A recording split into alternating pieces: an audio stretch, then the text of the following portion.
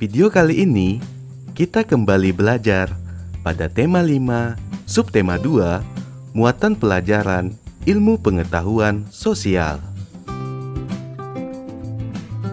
Perjuangan pahlawan pada masa Kerajaan Islam. Agama Islam di Indonesia berkembang pesat di daerah pesisir. Penyebabnya adalah adanya kerjasama dagang antara pedagang Islam dengan pedagang-pedagang di Indonesia.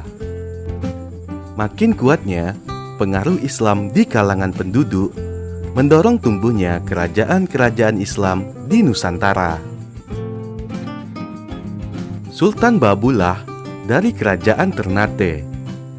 Sultan Babullah adalah raja dari Kesultanan Ternate yang memerintah dari tahun 1570 sampai 1583. Ia menjabat sebagai sultan setelah ayahnya yang bernama Sultan Khairun dihukum oleh penjajah Portugis.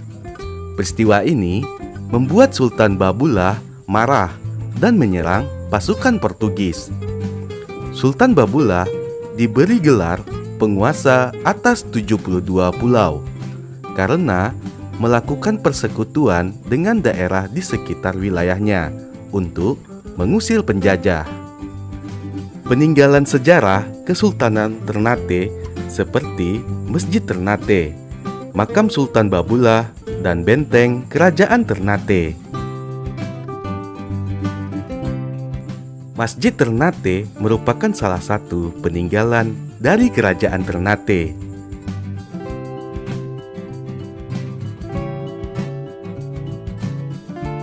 Dua, Sultan Agung dari Kerajaan Mataram.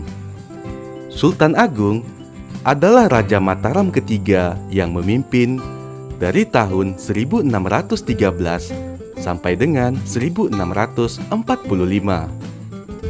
Pada masa pemerintahannya, Kerajaan Mataram mencapai puncak kejayaannya.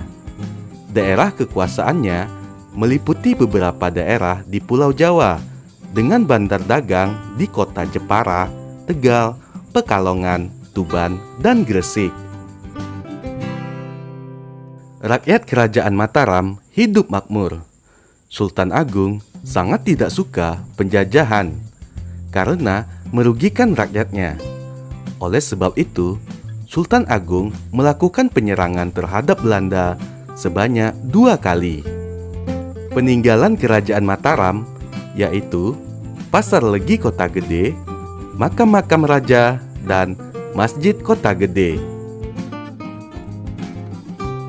Masjid Kota Gede Yogyakarta merupakan salah satu peninggalan Kerajaan Mataram.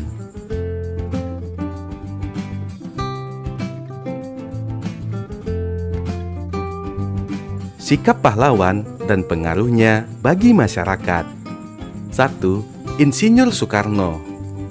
Insinyur Soekarno adalah tokoh nasional yang mengusulkan dasar negara Indonesia yang sekarang kita kenal dengan nama Pancasila.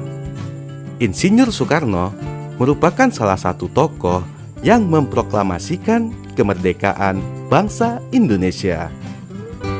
Ketika Insinyur Soekarno berpidato, ia bisa menggetarkan hati para pendengarnya. Insinyur Soekarno dikenal sebagai Bapak Proklamator Indonesia.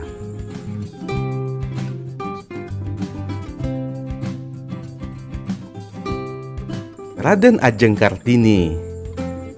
R.A. Kartini adalah tokoh nasional yang memperjuangkan kesetaraan hak untuk perempuan di Indonesia.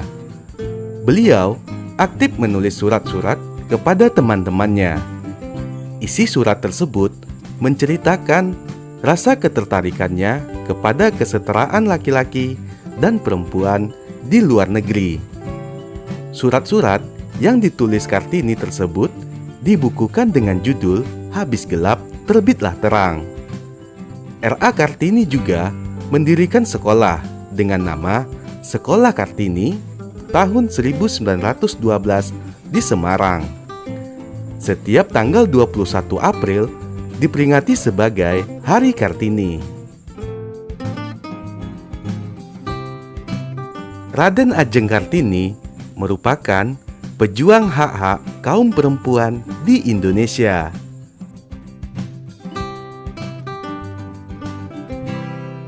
Ki Hajar Dewantara. Ki Hajar Dewantara mempunyai nama asli yaitu R.M. Suwardi Suryaningrat. Lahir pada tanggal 2 Mei 1889 dan meninggal pada tanggal 28 April 1959.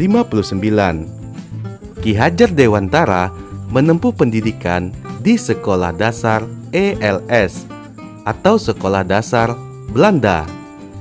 Kemudian melanjutkan ke Stopia atau Sekolah Dokter Bumi Putra. Sikap kepahlawanan dari Ki Hajar Dewantara yaitu cinta tanah air, rela berkorban, mendahulukan kepentingan bersama. Pengaruhnya bagi masyarakat, berkat beliau, kita bisa bersekolah seperti sekarang. Jika tidak ada Ki Hajar Dewantara, pendidikan di Indonesia tetap terkebelakang dan sulit bersaing dengan negara lain. Penghargaan yang pernah didapat oleh Ki Hajar Dewantara yaitu mendapat gelar sebagai Bapak Pendidikan Nasional karena kepeduliannya terhadap dunia pendidikan. Berkat jasanya juga, tanggal kelahirannya 2 Mei ditetapkan sebagai Hari Pendidikan Nasional. Jasa dan peran. 1. Ki Hajar Dewantara mendirikan perguruan Taman Siswa pada 3 Juli 1922. Kemudian, ajarannya yakni Ing Ngarsa Sung Tulada atau di depan menjadi teladan. Kemudian, Ing Madya Mangun Karsa. Di tengah membangkitkan semangat. Dan Tut Wuri Handayani. Dari belakang memberikan dorongan menjadi dasar pendidikan di Indonesia.